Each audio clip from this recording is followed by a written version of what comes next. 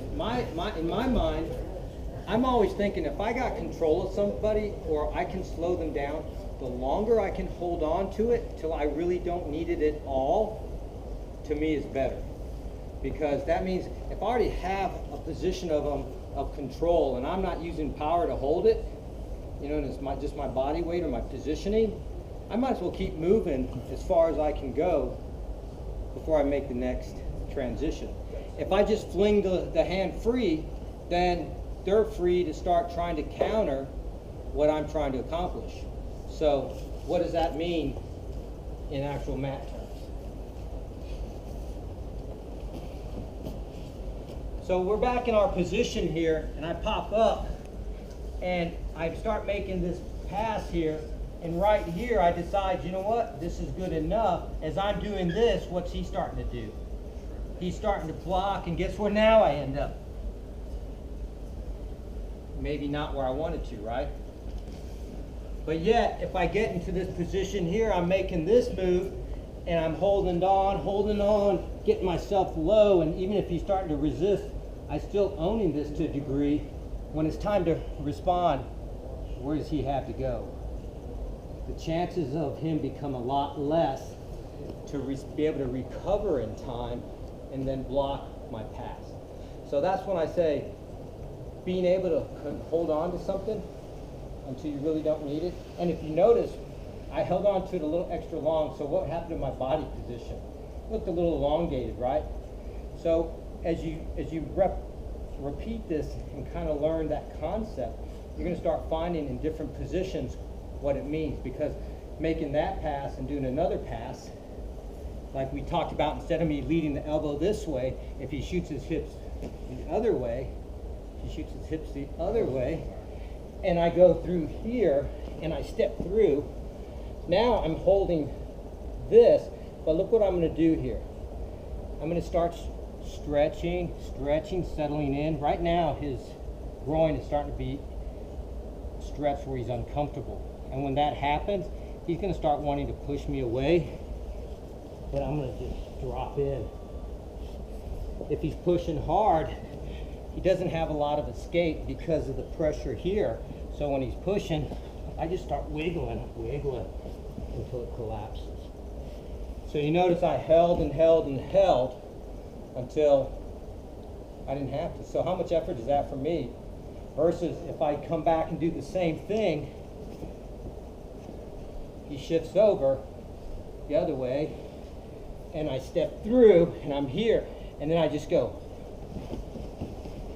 Now we're playing the scramble game, and he's already escaping. So I didn't buy near the time with the control that I want to. So that's why when I say I hang on to things until I absolutely don't even think I need them anymore. The other thing is, since I'm not so smart, I think about things like, well, I'm passing here, right? And then I'm going, well, wait, what do they say to do from here? And he's struggling, pushing, and I'm like, what do you say? Oh, that's right, windmill. Okay, you know, but I still have the back, right?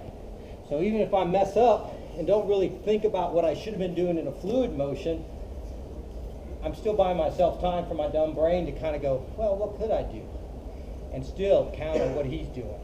So that's how I think about things. The technique is great, but a lot of times it's the positioning when you apply that technique and doing it in such a way that he's got certain things he's automatically going to do. It's kind of like when you try to poke someone in the eyes, their eyes automatically shut or their head moves back. Same thing, when he shrimps away, what do you know is going to happen? Come on, we worked on shrimping, right? If someone shrimps away and I'm in front of him, so I'm in here and he shrimps, what's going to happen? Hips move away, right? Where does his hip? Does it come closer or further? Actually starts to come closer for a moment, right? Because when to shrimp, he has to bring his body. You see how that head has to come in to start blocking? So if I already know these things, and I know he's going, once it does that, he has to reset to shrimp again or to scramble and make more room, then the head's going to go away. The hips are going to start coming in a little bit because he's going to straighten up. Not necessarily forward sliding into me, but from being curved to flat, right?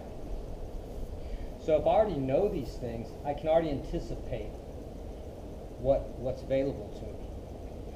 So that's the same thing. Why, when I break that guard and I get in here, and I'm kind of holding on because I know he knows that probably chances are, depending which side he gives me, whether it's under or through, he knows to avoid that, he needs to run away from it.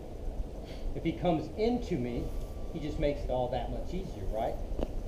This gets deeper or this gets easier. I'm already starting to make my pass through here. Or if I have to go out that other way, I will. Okay? Does that make sense now? So I'm trying to never really fight him, and in the sense of power and control. I'm trying to use my body weight positioning to hold him, to allow me to manipulate where he's going to go, anticipating what his body kind of does naturally when he makes these scramble attempts. Okay. So let's work on cutting through the inside. So we're still in this position here. I'm low. I'm keeping my elbow. What I'm doing, if you hadn't noticed, this elbow and this knee being together makes it more difficult for him to thread that leg through. Because if I leave space, he just created a thread, or over, all the way through. And you see now I start running into other problems. Come back, and a variety of other things. So it's not a game I play, but it's a game I kind of know how to work to block. And the easiest way to do it, keeping my base low, keeping my knee and elbow together, and then working off of what I anticipate. If it's kind of neutral here, and I feel like he's just running straight back, then I'll start leaning one way. You notice how I kind of popped and leaned that way? Sometimes he'll just go the way I want him to, just because he's anticipating me putting pressure that way, so he's going to go, oh, I got to block. I'm like, okay, block. So when he does that, and he's blocking, I just went out the back door. Again, big windmill. Walk my hand. If you notice, I didn't just put it here and go, hey, you can come out. I walk him so he's kind of crunched up out of position. So before he can do anything to shrimp or move, where does his head have to come in? We talked about this a second ago. He needs to start to come back so he can reload the hips. So knowing this, because I've done so many shrimps and seen people do it, I anticipate that buying time. In my chest pressure, I'm kind of like that little rolling pin, not too much weight really on my knees. They might touch, but I'm not on my knees. I'm more driving with my toes. And then now from here I can start to settle in on my side control. Okay. So with that said, we're going to cut through this time. So instead of me getting the elbow lead, he goes to shrimp that way. Go this way. That's enough. Go that way. And that's just for this hand set. All right. So all I'm going to do here, my left knee and elbow are together. I leave a little pressure and bring it up. I don't care if he pushes on it. It's not a big deal, because as soon as he starts pushing, I just drop my hips forward. Boom. Hand starts stretching out of control to make it difficult for him. Position. You see how my hips are coming up? Pressure on this leg, and it comes through. Okay? Depending on dynamics, I can step through and set. Doesn't matter to me. You know, if you're not real flexible, look at my right leg. What did I just do? Just swung it behind the other one, right? It'll do the same thing, because now this leg can still come over just by doing that, you see? If he puts in to block it, doesn't matter. He's not going to keep it. So there's a lot of ways to bring that leg through. If this is not working for you, stepping through, you can just stretch a little bit, lean on that leg, and then bring it through. And then the same thing, walk the head away. We're flattening him. I'm getting lower and lower, holding until he really doesn't want me to. Boom, I'm off. And comes in, I make my switch. Start with this side. Good? Let's try it. We'll see where we land.